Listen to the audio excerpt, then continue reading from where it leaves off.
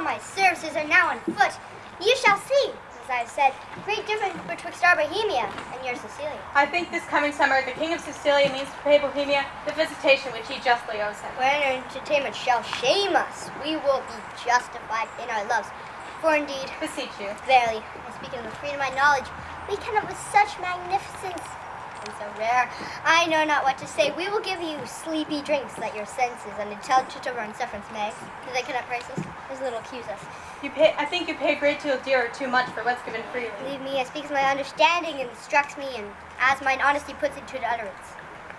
Cecilia cannot show himself overkind to Bohemia. They were trained together in their childhoods, and there rooted betwixt them such an affection that cannot choose but branch now. Since their more mature dignities and royal necessity has made separation of their society, their encounters, though not personal, have been royally attributed with interchange of gifts, letters, loving embassies. The heavens continue their loves. I think there's not in the world neither malice nor matter jealousy. 9 changes of the watery star hath been the shepherd's note since we have left our throne without a burthen. Time has long again would be filled up, my brother, with our thanks, and yet we should, for perpetuity, go hence in debt. And therefore, like a cipher, yet standing in rich place, I multiply with one we thank you many thousands more that go before it. Stay your thanks a while and pay them when you part. Sir, that's tomorrow. I am questioned by my fears of what may chance or breed upon our absence that may blow no sneaping winds at home, which is to say, this is put forth too truly. Besides, I have stayed to tire your royalty. We are tougher, brother, than you would put us to it. No longer stay. 1 7 night longer. Very sooth tomorrow. We'll part the time between us then, and in that I'll no gainsaying. Press me not, I beseech you, so. There's no tongue that moves, none of the world, so soon as yours could win me. My affairs do even drag me homeward, which to hinder were in your love a whip to me. My stay to you a charge and trouble, to save both. Farewell, our brother. Tongue-tied, our queen, speak you. I had thought, sir, to have held my tongue until you have drawn oaths from him not to stay. You, sir, charge him too coldly.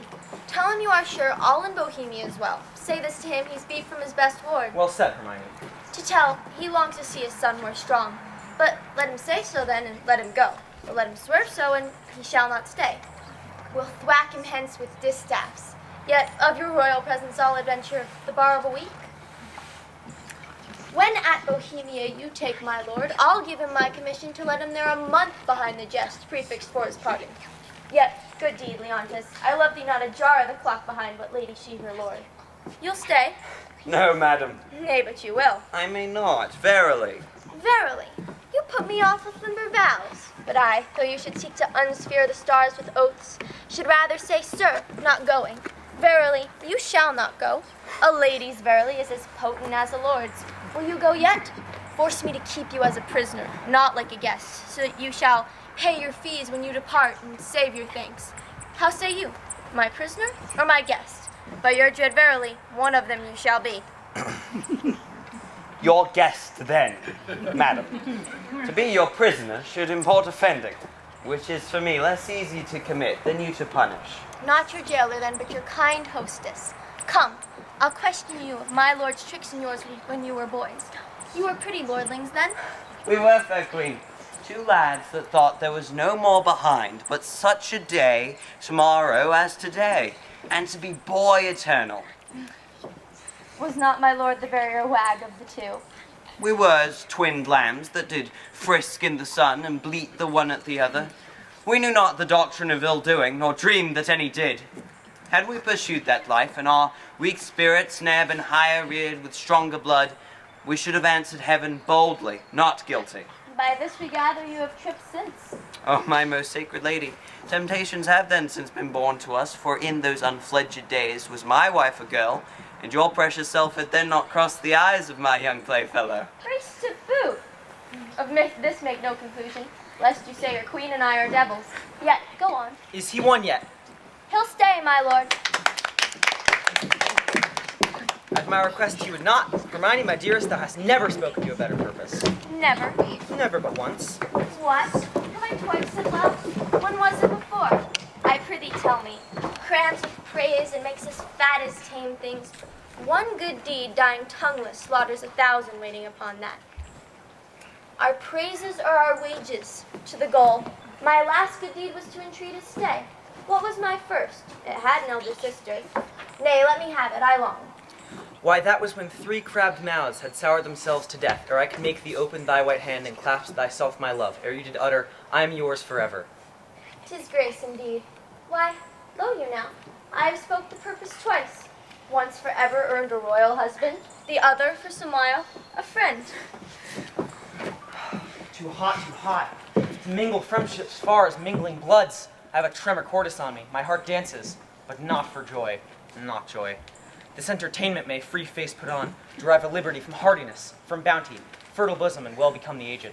It may, I grant, but not to be paddling palms and pinching fingers as they are now, and making practice smiles as in a looking glass, and then to sigh as toward the mort of the deer. Oh, this is entertainment my bosom likes not, nor my brows. Mamilius, art thou my boy? Aye, my good lord. I vex. Well, that's my bawcock. What? As much as thy nose. They say you are a copy out of mine. Art thou my calf? Yes, if you will, my lord. Thou want'st a rough pash, and the shoots that I have to be full like me. Yet they say we are as like as eggs. Women say so, that will say anything but were they false, as o'er-dyed blacks as winds as waters, false as dice are to be wished by one that fixes no bourne twixt his and mine. Yet were it true to say this boy were like me. Come, Sir Page, look on me with your welcome eye, sweet villain, most dearest, my callip. Can thy dam, may it be, affection, thy intention stabs the center. Thou dost make possible things not so held, communicatest with dreams. How can this be? What means Cecilia? He seems something unsettled. How, my lord? What cheer? How is it with you, best brother? You look as if you held a brow of much distraction. Are you moved, my lord? No, in good earnest. How sometimes nature will betray its folly, its tenderness, and make itself a pastime to harder bosoms. My brother, are you so fond of your young princess as we seem to be of our prince? If at home, sir, she's all my exercise, my mirth, my matter. Now my sworn friend, and then mine enemy. My parasite, soldier, statesman, all. She makes the July's day short as December, and with her varying childness cures in me thoughts that would thick my blood. So stands this squire with me. We two will walk and leave you to your graver steps. Hermione, my dearest, let what is dear in Sicily be cheap to our good friend. If you should seek us, we are yours in the garden. Shall attend you there? To your own bents dispose you. You'll be found, be you beneath the sky. I'm angling now, though you do not perceive me giving line. Go to. How she holds the neb, the bill to him, and arms her with the boldness of a wife to her allowing husband. Gone already. Inch thick, knee deep overhead, near as a forked one. Go play, boy, play. Thy mother plays and I play too, but so disgraced a part whose issue will hiss me to the grave. Contempt and clamor be my knell. Go play, boy, play. There have been, or I'm much deceived, cuckolds ere now, and many a man even at this present. Now while I speak this, holds his wife by the arm, and little thinks she has been sluiced in his absence, and his pond fished by his next neighbor, by Sir Smile, his neighbor. The tenth of mankind would hang themselves that have revolted wives. Physic for it, there is none. 'Tis the body planet that strikes where 'tis predominant. And how now, boy? I am like you, they say. Why, that's some comfort. What, Camilla there? Aye, my good lord. Go play, Mamilius. Thou art an honest man. Camilla, this good sir will yet stay longer. You had much ado to make us anchor hold. When you cast out, still came home. Didst note it? He would not stay your petitions. Made his business more material. Didst perceive it? Agree with me already. Whispering, rounding. Cecilia as a so forth. 'Tis far gone that I shall gust at last. How came it, Camilla, that he did stay? At the good queen's entreaty. At the queen's be it. Good should be pertinent. But so it is not. Was this taken by any understanding papeth thine? For thy conceit is soaking will draw more than the common blocks, not noted, is it, but of the finer natures by some severals of headpiece extraordinary. The lower messes are to this business purblind, say. Business, my lord, I think most understand Bohemia stays here longer. Aye, but why? To satisfy your highness, and the entreaties of our most gracious mistress. Satisfy. The entreaties of your mistress, satisfy. Let that suffice. I have trusted thee, Camilla, with all the nearest things to my heart, as well my chamber counsels, where priest-like thou hast cleansed my bosom. I from thee have taken thy penitent reformed. We have been deceived. Deceived in thy integrity, deceived in that which seems so. Be it forbid, my lord. To bide upon it, thou art not honest, or if thou inclinest that way, thou art a coward, who hoaxes his honesty behind, restraining from the course required, or else a servant, grafted my serious trust in their negligent, or else a fool, who seest a game played home, the rich stake drawn, takest all for jest.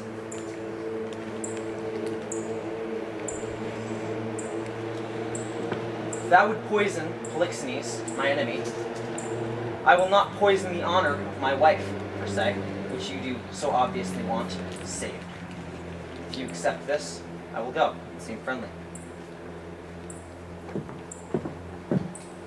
Oh, miserable lady, but for me, what case stand I in?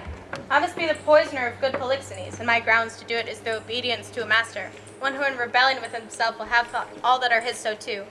To do this deed, promotion follows. If I could find example of the thousands that have struck anointed kings and flourished after, I'd not do it.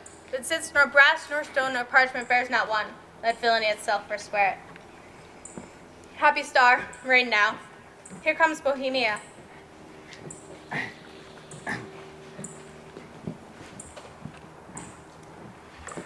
'Tis strange. Methinks my favour here begins to warp. Not speak. Oh, good day, Camilla. Hail, most royal sir. What's the news in the court? None rare, my lord. The king hath on him such a countenance, that he hath lost some province and a region loved as he loves himself.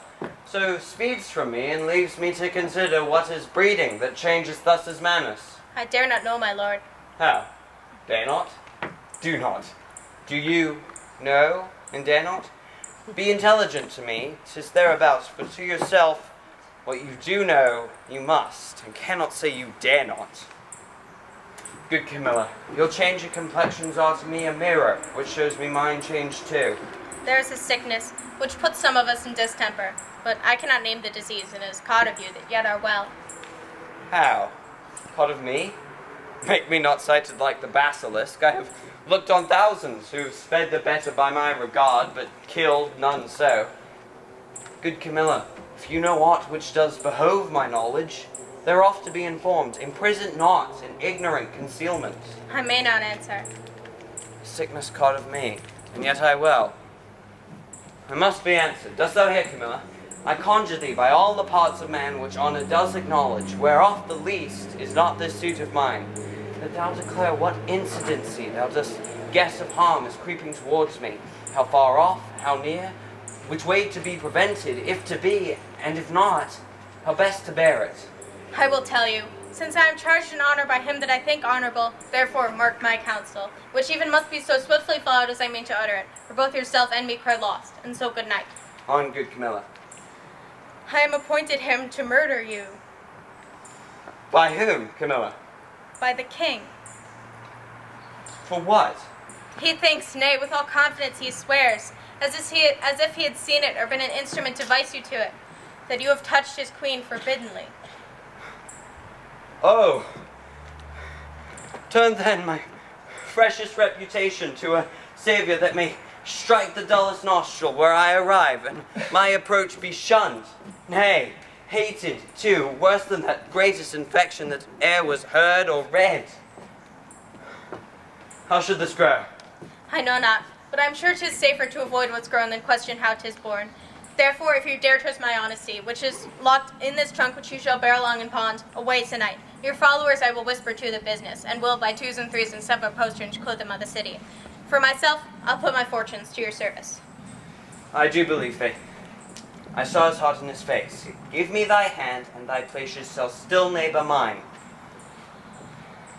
This jealousy is for a precious creature, as she's rare, must it be great, and as his person's mighty, must it be violent.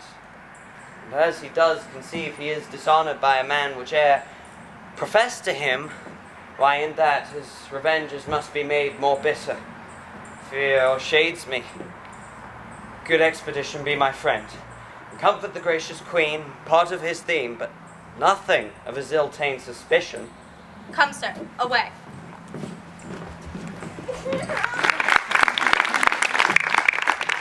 What to do?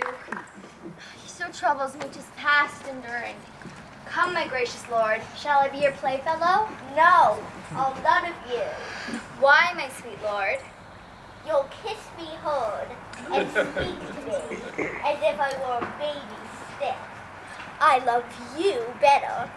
And why so, my lord? Not for because your brows are blacker.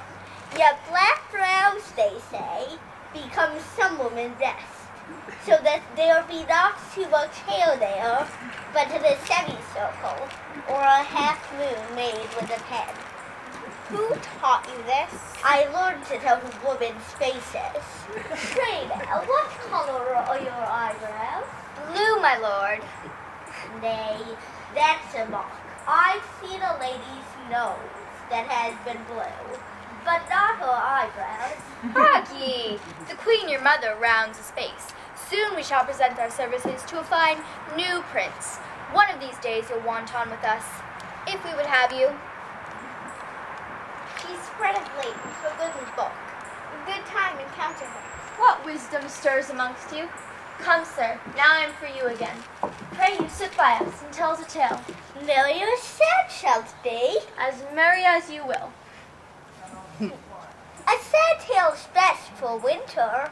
I would have sprites and goblins. Let's have that then, good sir. Come on, sit down. Come on, and do your best to frighten me with your sprites. You're powerful at it. There was a man Hey, come on, sit down. Then on. dwelt by a churchyard. I will tell it softly. Yon cricket shall not hear it. Come on, then, and give it in mine ear. Was he met there? His train? Camilla with him? Behind the tuft of pines I met them. Never saw I men scour so on their way. I eyed them even with their ships. How blessed I am in my just censure, my true opinion. Alack for lesser knowledge, how accursed being so blessed. There may be in the cup a spider steeped, and one may drink, depart, and yet partake no venom, for his knowledge hath not been infected. But if he presents the abhorred ingredient to his eye, make known how he hath drunk, he splits his gorge, his sides with violent hefts. I have drunk and seen the spider. Camilla was his help in this, his pander. There's a plot against my life and my crown. All's true that is mistrusted. That false villain whom I employed was pre-employed by him. They have discovered my design, and I remain a pinch thing, yea, a trick for them to play at will. How came the postern so easily open? By his great authority, which often hath no less prevailed than so under command. I know it too well. Give me the boy. I'm glad you did not nurse him, though he does bear some signs of me, yet you have too much blood. Stop it! Hey, no! What is this, sport? Bear the boy hence, he shall not come about her. Away with him! And let her sport herself with that she's big with, for 'tis Polixenes has made thee swell thus. And all to say he had not. And I'll be sworn you would believe my saying so, however you may lean to the nay word. You, my lords, look on her, mark her well. Be about to say she's a goodly lady, and the justice of your hearts will thereto add. 'Tis pity she's not honest, honorable. He who has most cause to grieve is she's an adulteress. Should a villain say so? The most replenished villain in the world. He were as much more villain. You, my lord, do but mistake. You have mistook, my lady, Polixenes for Leontes. Oh, that thing, which I'll not call the creature of this place, like barbarism, make me the precedent, with a like language used 12 degrees, and mannerly distinguishment leave out betwixt the prince and beggar. I've said she's an adulteress. I've said with whom? More, she's a traitor, and Camilla is a federary with her, and one that shames what she should shame to know herself. But in her most vile principle, that she's a bed swerver, and one that vulgars give boldest titles, aye, and privy to their late escape. No, by my life, privy to none of this. Oh, how will this grieve you when you shall come to clear knowledge that thus you have published me? Gentle my lord, you scarce can write me thoroughly than to say you did mistake. No, if I mistake. These foundations which I build upon are not big enough to bear a schoolboy's top. Away with her! To prison! He who shall speak for her is as far off guilty as he that speaks. There's some ill planet reigns. I must be patient, till the heavens look with an aspect more favorable. Good my lords, I am not prone to weeping, but I have that honorable grief lodged here which burns worse than tears drown. Beseech you all, my lords, with thoughts so qualified as shall best instruct you, measure me, and so the king's will be performed. Shall I be heard? Who is it that goes with me? Beseech your highness, my women may be with me, for you see my plight requires it. Do not weep, good fools, there is no cause. And you shall know that your mistress has deserved prison and abound in tears as I come out. This action I now go on is for my better grace. Adieu, my lord. I never wished to see you sorry. Now I trust I shall. My women, come, you have leave. Go, do our bidding, hence! Beseech your highness, call the queen again. Be certain what you do, sir, lest your justice prove violence, in the which 3 great ones suffer, yourself, your queen, your son. For her, my my lord. I dare my life lay down and will do it, sir. Please you to accept that the queen is spotless. I, the eyes of heaven, and to you, I mean, in this which you accuse her. If it proves she's otherwise, I'll keep my stables where I lodge my wife. I'll go in couples with her. Then when I feel and see her, no farther trust her. For every inch of woman in the world, aye, every dram of woman's flesh is false, if she be. Hold your pieces. Good, my lord. It is for you we speak, not for ourselves. You are abused, and by some putter on that will be damned for it. Would I knew the villain, I would land damn him. Be she honor flawed, I have 3 daughters. The eldest is 11, the second and third 9, and some 5. If this prove true, they'll pay for it. By mine honor, I'll geld them all. 14 they shall not see. To bring false generations, they are co-heirs. And I had rather glib myself than they should not produce fair issue. Cease no more. You smell this business with a sense as cold as a dead man's nose.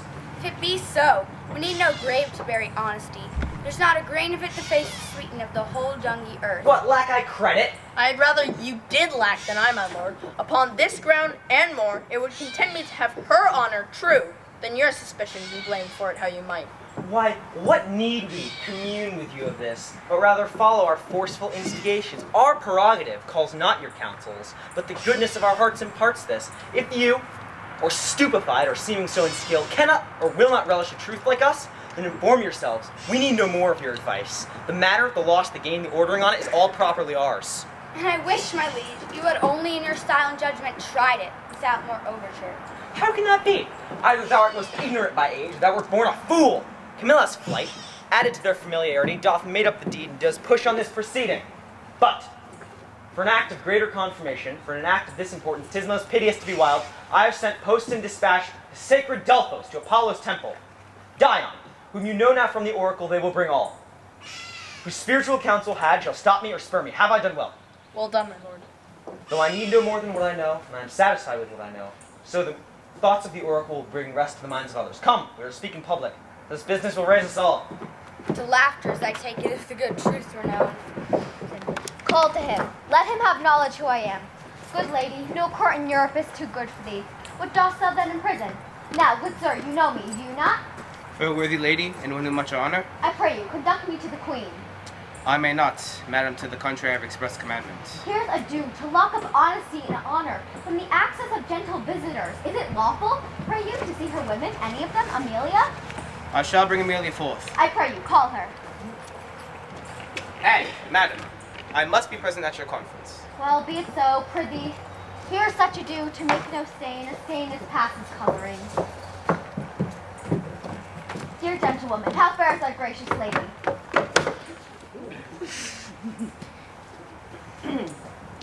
As well as one so great and so forlorn may hold together on her frights and griefs, which never tender lady hath borne greater. She's something before her time delivered. A boy? A daughter, and a goodly babe, lusty and like to live. The queen receives much comfort in't, says, my poor prisoner, I am innocent as you. I dare be sworn. These dangerous unsafe loons from the king, beshrew them, he must be told on it, and he shall. The office becomes a woman's best. I'll take it upon myself, and if I prove honeymouth, let my tongue blister. Never to my red-looked anger be the trumpet anymore. I pray you, Amelia, commend my best obedience to the queen, and if she dares trust me with her little babe, I'll show it the king and undertake to be her advocate to the loudest. We do not know who he may soften at the sight of the child. Most worthy madam, there is no lady living so meet for this great errand. Please, your ladyship, to visit the next room. I'll presently acquaint the queen of your most noble offer. Madam, if it please the queen to send the babe, I know not what I shall declare and pass it, having no warrant. You need not fear it, sir. This child was prisoner to the womb, and is now by law and process of great nature, thence freed and enfranchised, not a party to the anger of the king, nor guilty of, if any, the trespass of the queen. I do believe it.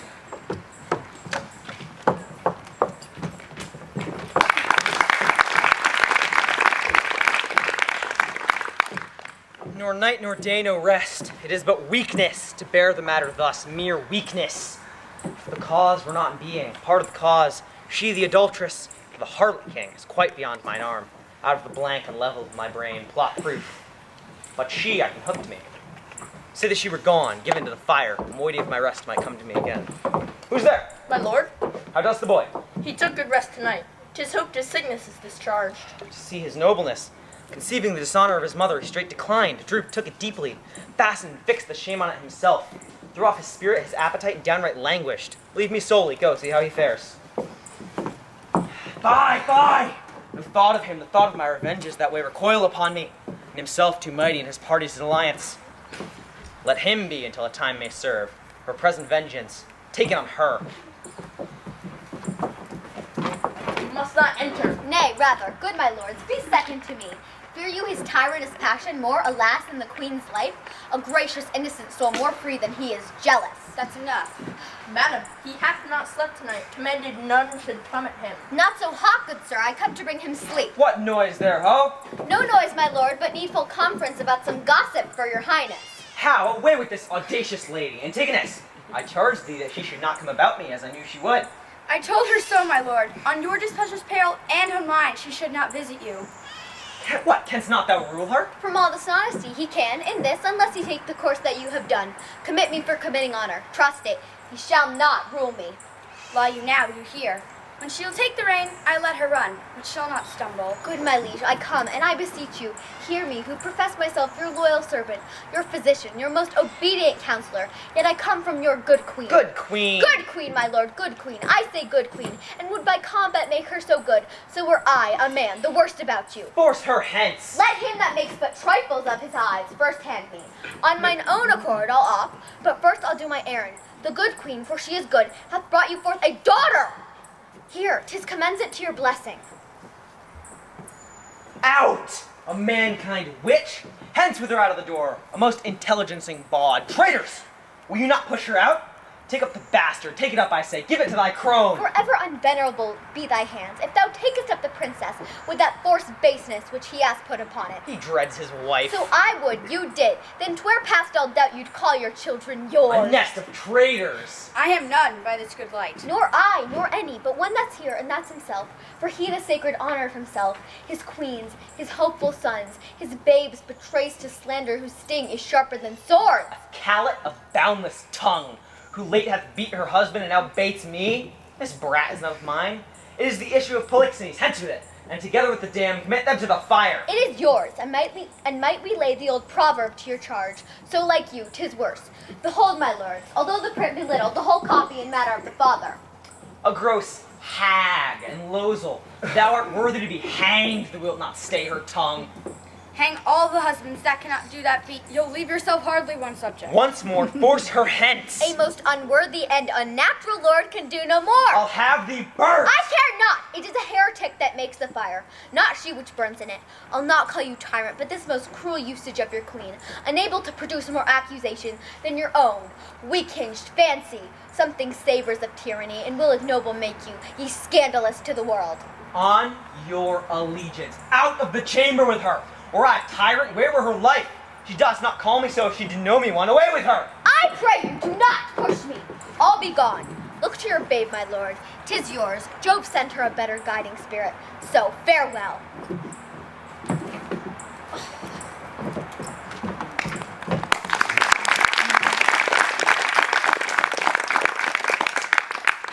Thou traitor, hast set thy wife to this? My child, away with it. Even thou, who has a heart so tender, or take it hence and see it instantly consumed by fire.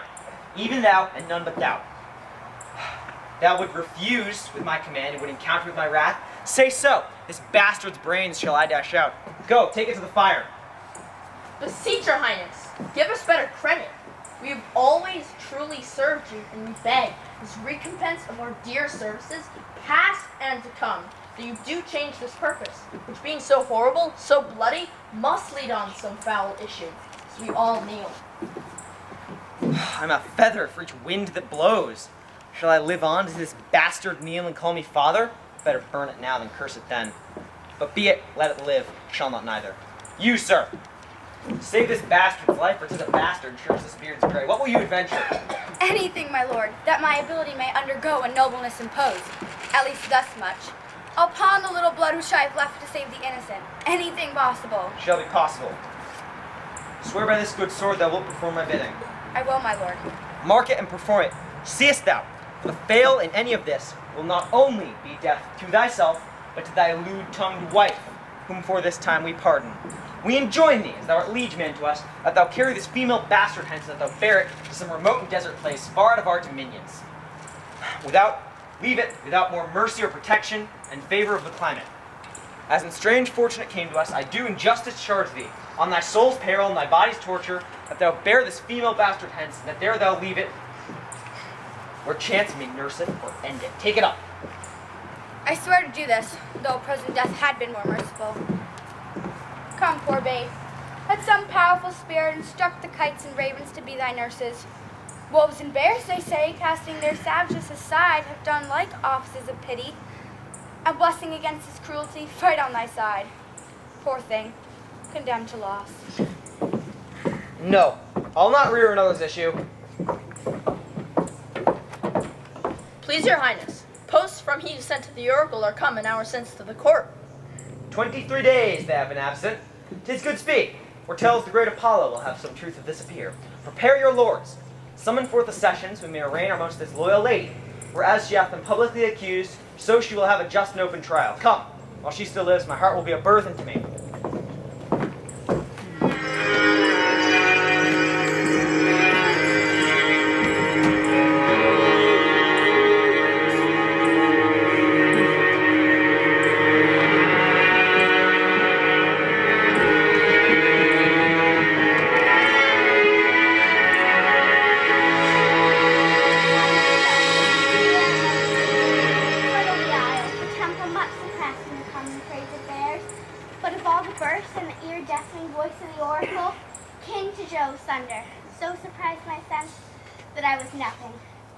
The event of the journey proved as successful to the Queen, albeit so, as it hath been to us.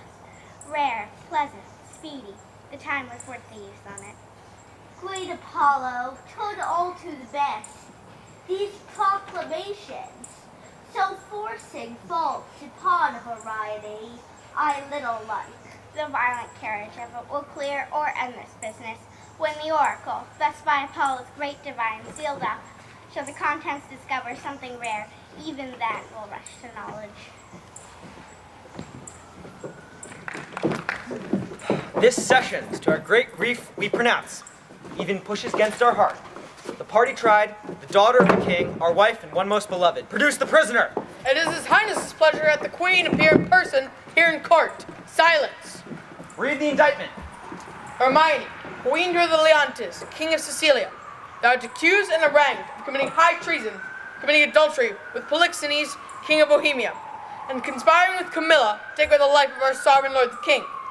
The pretense wrought being by circumstance that thou, Hermione, contrary to the faith and allegiance of a loyal subject, didst counsel and aid them for their better safety to fly away by night. Since what I am to say must be but that which contradicts my accusation, and the testimony on my part no other but what comes from myself, it shall scarce boot me to say, not guilty. Mine integrity, being counted falsehood, shall, as I express it, be so received.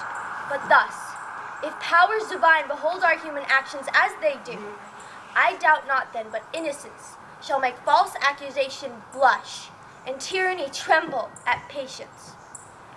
You, my lord, best know, who least will seem to do so. My past life hath been as continent, as chaste, as true as I am now unhappy, which is more than history can pattern, though devised and played to take spectators. For life, I prize it as I weigh grief, which I would spare.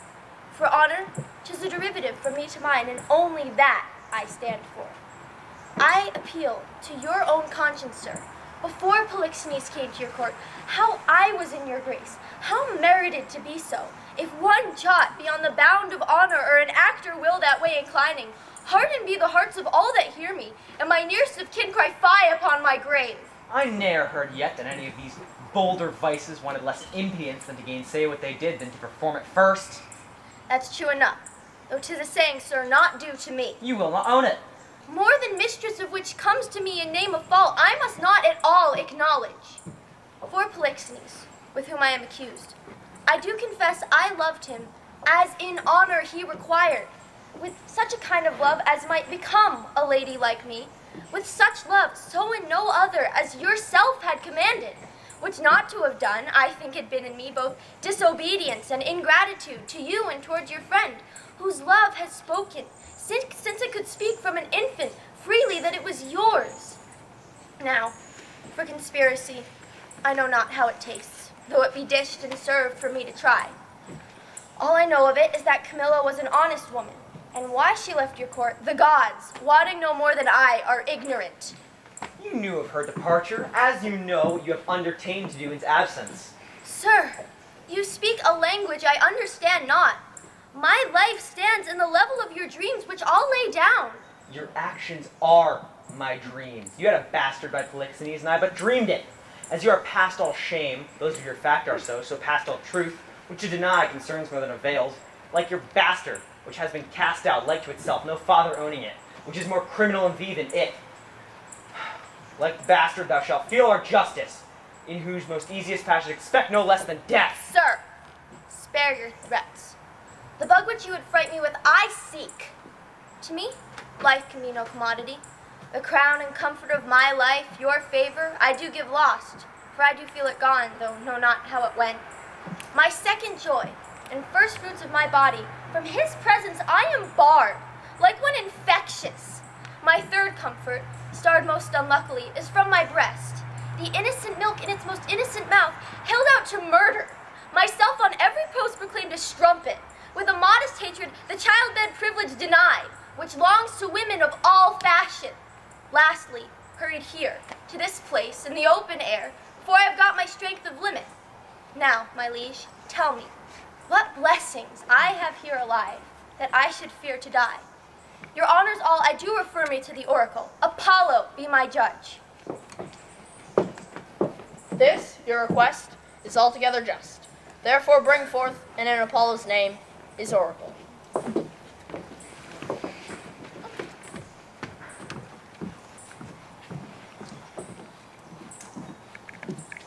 Do you swear by the sword of justice that you, Dion, have been at Delphos and have brought back the sealed oracle, hand-delivered by Apollo's priest, and you have not read the secrets inside, nor broke the holy seal? This I swear. Break up the seals and read.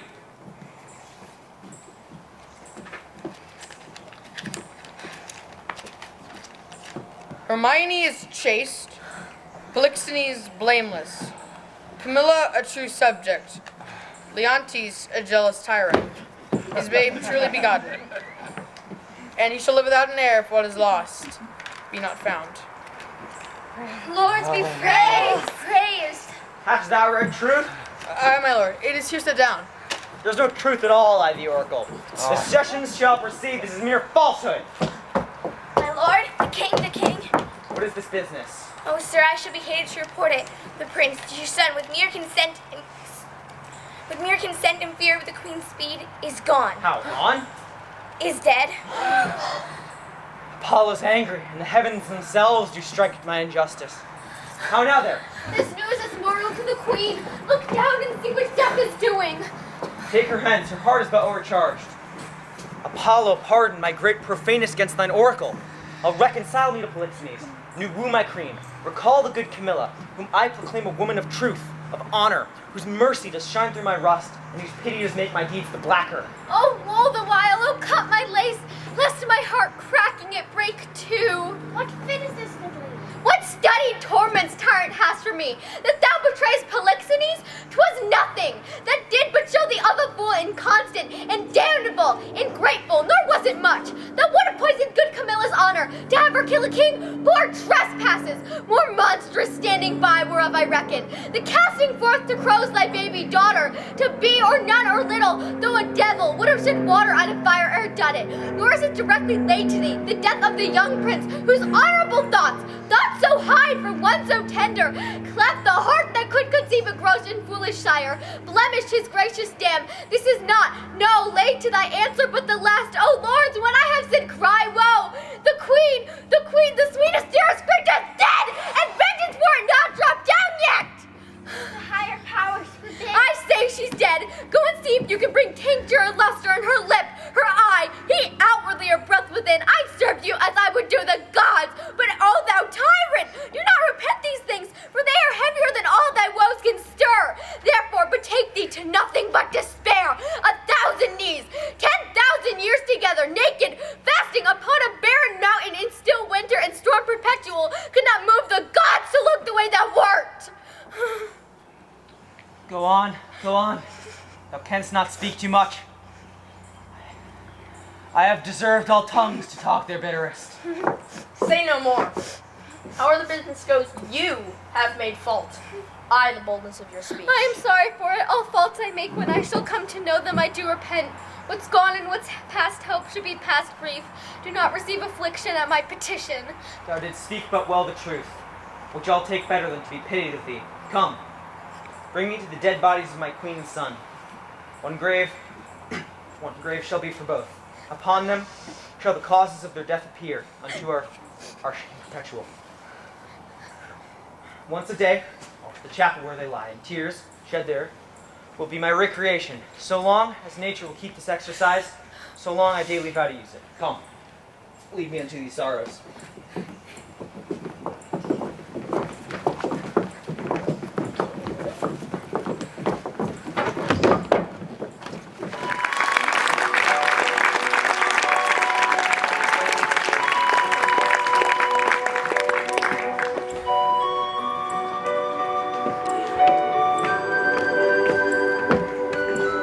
Thou art perfect then?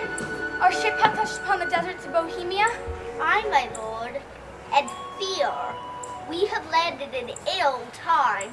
The skies look grimly and sweat and clusters.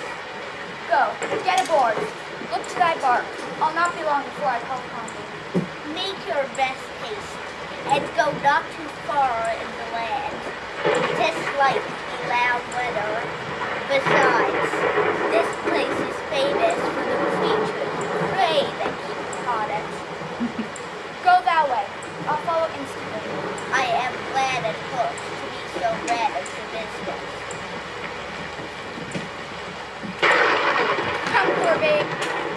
I have heard but not believed the spirits of the dead may walk again. If such thing be, thy mother appeared to me last night, for ne'er was a dream so like waking. To me comes a creature, so filled and so becoming, in pure white robes, like very sanctity. She did approach my cabin where I lay, thrice bowed before me, and gasping to begin some speech, her eyes became two spouts.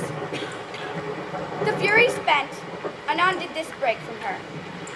Good Antigonus, since fate, against thy better disposition, hath made thy person for the thrower out of my poor babe. According to thine oath, places remote enough are in Bohemia. There weep and leave it crying, and for the babe is counted lost forever, perdita I prithee called. And for this ungentle business put on thee by my lord, thou ne'er shalt see thy wife called I no more. And so, with shrieks, she melted into air. Affrighted much, I did in time collect myself, and thought this was so, and no slumber. Dreams are toys, yet for this once, yea, superstitiously, I will be squared by this. I do believe Hermione has suffered death. Poor wretch, not for their mother's fault, art thus exposed to loss and what may follow. Weep I cannot, but my heart bleeds. Most accursed am I to be by oath enjoined to this. Farewell. The day frowns more and more. Thou'rt like to have a lullaby too rough. I never saw the heavens so dim by day. A savage clamor. Well, may I get aboard? This is the chase. I am gone forever.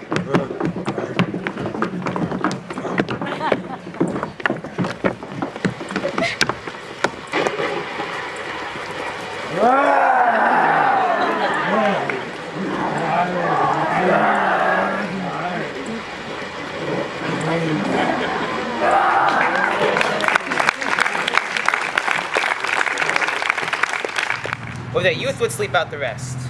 For there is nothing in between begetting wretches with child, wronging the ancientry, stealing, fighting. Hark you now. But would anybody's boiled brains of 19 and 23 hunt this weather? They have scared away two of my best sheep, which I fear the wolf will soon find in the master. Mercy's on. Yes, a baron. A very pretty baron. Sure, some scaps.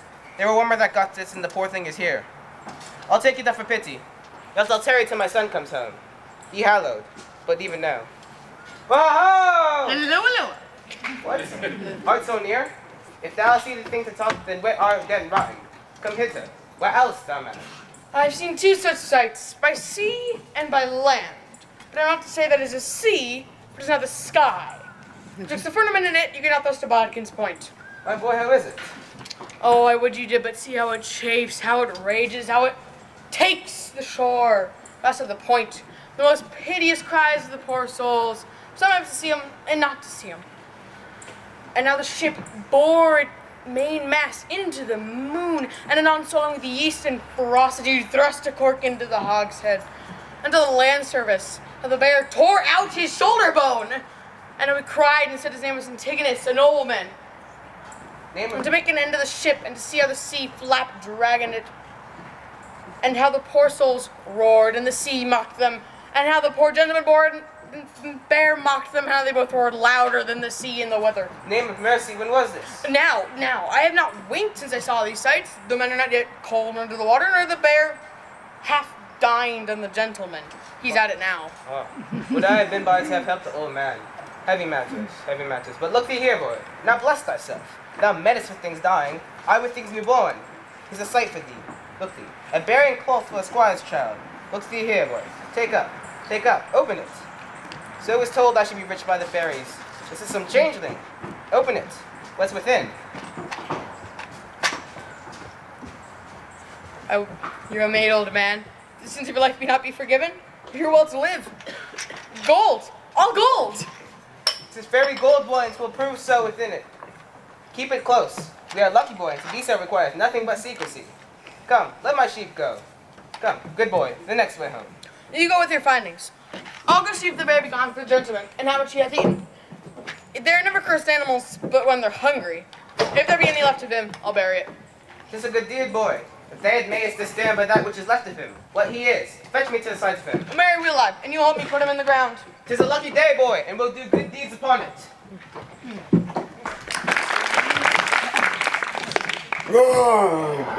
Intermission! Intermission!